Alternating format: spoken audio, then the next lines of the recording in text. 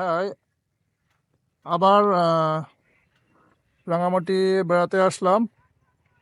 তো রাঙামাটি আসলে এই আসাম বস্তির ব্রিজটা, কাপ্তায় যাওয়ার যে রাস্তাটা আছে, এখানে না আসলেই নয়। তো এখানকার সৌন্দর্যটা আসলে একটু অন্য ধরনের। পিছনে সুবিশাল আহ, মাঠ। কাপ্তাইতে সচরাচর মাঠ এরকম দেখা যায় না। সো অন্যান্য সময় বর্ষাকালে পানি দিয়ে এসব ভর্তি থাকে। তো ক্যামেরাটা একটু সুইচ করে দেখি। তো যেটা বলছিলাম, এখানে যে ছোট একটা ক্যানেল দেখা যাচ্ছে, এই এই ক্যানেলটা সামান্য একটু পানি জমে আছে, বাট এই পুরো মাঠটাই কিন্তু পানি দিয়ে আহ আবৃত থাকে।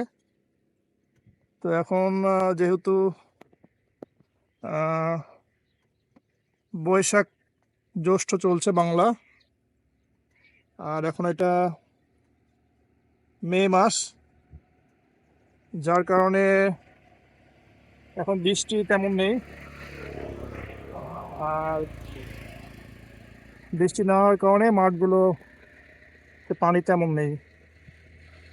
তো এটা হচ্ছে আসাম বস্তির আর এক পার্শ্ব, আর এটা হচ্ছে আর এক পার্শ্ব।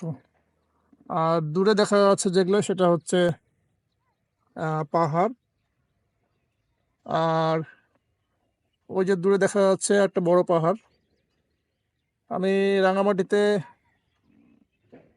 একটা পাহাড়ে উঠছিলাম, সেই পাহাড়টা সম্ভবত ওটাই হবে। এটা কালা পাহাড় নামে পরিচিত। তাই এখানে পাহাড়ের থেকে পানির ভিউটাই বেশি, লেক ভিউটাই বেশি রাঙামাটিতে। যার কারণে মানুষ সবাই রাঙামাটিতে এই লেক ভিউটাই দেখতে আসে।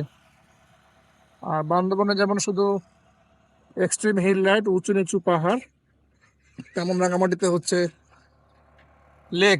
কাপ্তাই লেকের জন্য রাঙামাটি হচ্ছে বিখ্যাত। তো ঠিক আছে, আহ, সামনে আরো কিছু দৃশ্য ধারণ করব। এটা দেখার জন্য আপাতত ধন্যবাদ।